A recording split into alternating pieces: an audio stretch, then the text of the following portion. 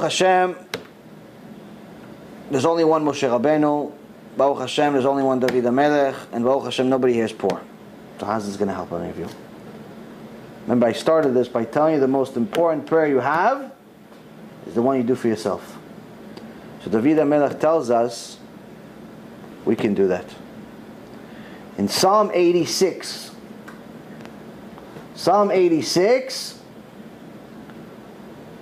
David HaMelech tells us a very big secret about prayer. That every single one of you needs to use this Rosh Hashanah. It's coming up in a few days. It says, Tfilah le David, Ateh Adonai oznecha aneni ki ani ve'evyon ani. A prayer of David. So David HaMelech is praying, Hashem, incline your ear, answer me, for I am a poor and destitute. David HaMelech is telling us, if you pray with all of your heart for yourself, cry to Hashem, be sincere with your prayer can be chashuv like the ani. You don't have to be a poor person, but you can pray like one.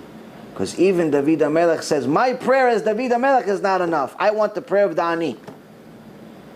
So if David HaMelech says that he wants the prayer of the ani, not only does it mean that the ani is even better, it's even higher, but it means that anybody can do it. And you don't have to go to a cave. You could pray in the Beit Knesset, B'ezrat Hashem, Rosh Hashanah, and cry to Hashem. Beg Hashem to help you with your tshuva. Beg Hashem to help you with your modesty.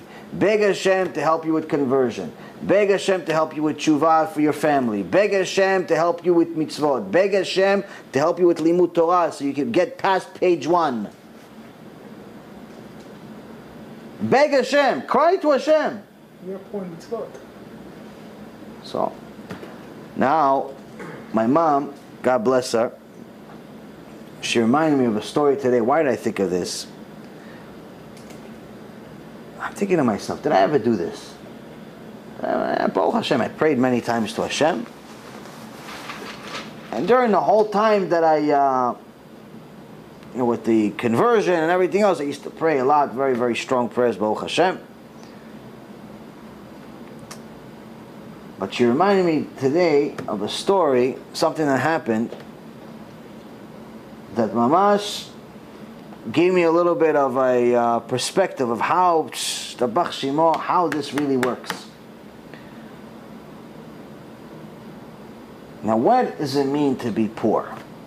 Poor doesn't mean money. It could be money. But what does poor really mean? What does destitute really mean?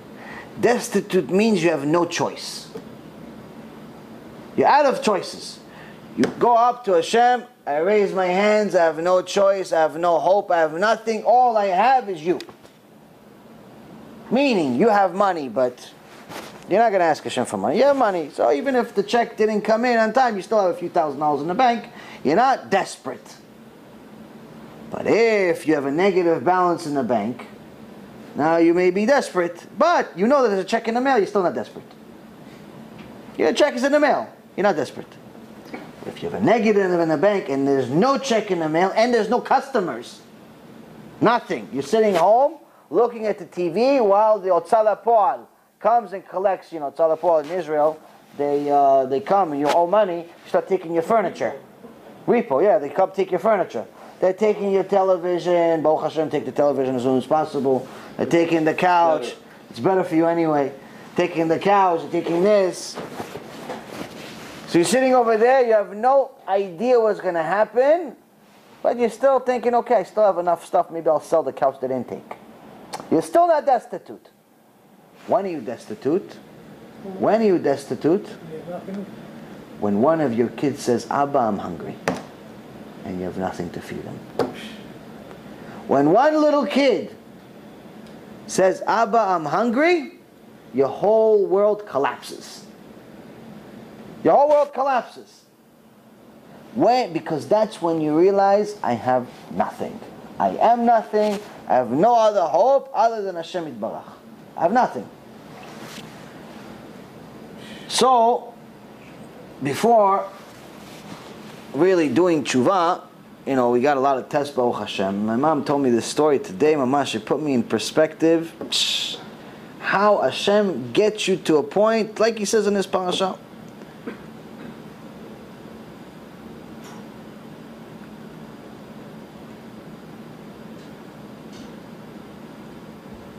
This is a long time ago. We got to a point where it's maybe 4 years maybe into the sickness, and got to a point where I was getting much like surgery after surgery after surgery after surgery. Is mamash became like an experiment. And but then one day the infection that I got was different. Was different than all the other infections. Usually the infections that I would have were very, very painful, but you get familiar with them. You know, your skin was still the same. It's just that you felt like you had like a, I don't know, like a golf ball or something inside your skin. You can't wait for it to get out. But here, I had a infection that made my skin like rubber. Mamash, like rubber. Very, very strange. And the doctors told me, we're sorry, it's in an area that's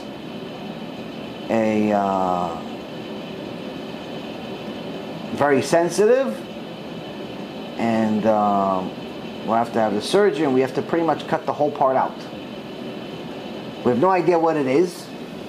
We haven't seen this, and we have to just cut it out because it's an infection, and we have to cut it out. Now, based on what they were telling me, surgery goes in, pretty much I'm not going to be able to have bar minan, not going to be able to have kids, and I'm also not going to be able to go to the bathroom by myself permanently.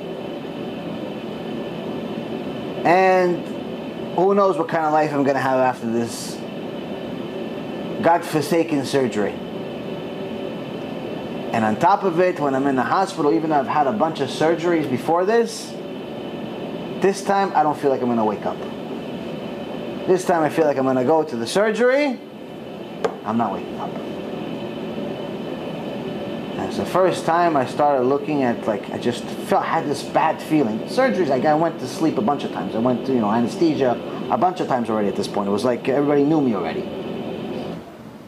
It was a process. They put injection, okay, you go to sleep, get a nap. Whatever, you wake up with some pain sometimes, but usually you have morphine in your system. Baruch Hashem, other than the first surgery, the other surgeries, as long as they had morphine already ready for me, it's fine. The recovery was okay. But this time, I had a bad feeling. Good hospital, good doctors, no problem. Everything was the same. But this time, I feel like I'm staring the Malach HaMavet in his eyes. But it's not something you see. You just feel it. You had 100 surgeries before. It doesn't make a difference. Right now, this one's different. This one is different. And I'm shaking, petrified, because in the next few minutes, they're supposed to come take me to the surgery. And I don't have a choice. I don't want to have the surgery. Can't. This infection is spreading rapidly that what can happen. So you rather take off a piece of your body than no body. I'm petrified, break down, I have no idea what to do. Mamash, I feel like I thought about it today. Mamash. Okay, this is it. I have to start saying goodbye, this, that, but everybody says, you say, listen, I didn't want to live, I didn't want to live, I didn't want to live. I told you guys I was like suicidal and didn't want to live. But when you get to that point, all of a sudden you want to live. All of a sudden you want to live. All of a sudden, the guy that was suicidal wants to live. So my mom, God bless her, says to me, read Tehillim. Read for you. I pray for you all the time. Read for you. Hit Tehillim number 6. Tehillim Vav. I heard it's good. And I used to hate when my mom would give me prayers. I had no connection whatsoever to religion. I just, whatever it was. When she would pray for me all the time and she would give me blessings when she would see me, I told her, Ima, stop blessing me. God hates me. Mamash, that's the level that I got to. So much pain all the time. How could God like me? Oh, Hashem, now I know Hashem loves me more than everybody because look what He put me through to get to here. But when you're in the fire, all you can feel is the pain. But this time, I had no choice. She gives me Tehillim. I said, yeah, okay, give me the Tehillim, give me the Tehillim. I just start reading non-stop. I read Tehillim number 6, and it's the first time I'm reading Hebrew in who knows how long. And I'm crying, and I'm reading, and this. And as soon as I finish reading the Tehillim, the doctors come, sir, come. They take me.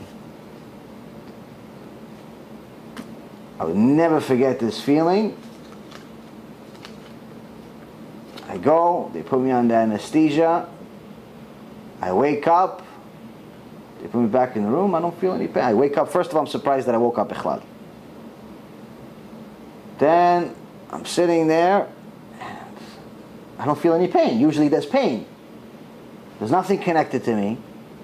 There's no pain. So I'm thinking, did I die? Like, what happened? But then no, I start seeing my wife, my mom. Okay. What happened? And the doctor comes in. We have good news and we have bad news. Okay, what's the good news? What's the bad news? Good news is we didn't cut anything. There's no surgery needed. Wow, amazing. Okay, what's the bad news? We have no idea what it is. But it's not an infection, it's just something else. We'll give you some medicine and it'll work. It's something that was supposed to mamash destroy my body forever. Tfilat Cheser Oni. Tfilat Cheser Oni, when I hit rock bottom and finally I raised my hands to Hashem, Hashem Yitbarach, I have no other choice. The money I have is worthless. The friends I had, worthless. Everything is worthless. The only thing I have is Tehillim number 6, and I'm reading it over and over again, trying to even understand what it says. But all I can do is cry to Hashem because that's all I have left. That's Tfilat Cheser Oni. When you get to Rosh Hashanah, remember this story. If you want Siyata Dishmaya with your learning Torah, you want Siyata Dishmaya with Zivug, finding a good woman, finding a good man. You want Siyata Dishmaya with children. You want Siyata Dishmaya with anything in your life. Pray like it counts. Pray like it's the only thing that you have. It's the only choice. Once you do that, that's when the doors open, wide open. Because now Hashem says, that's the prayer I was waiting for.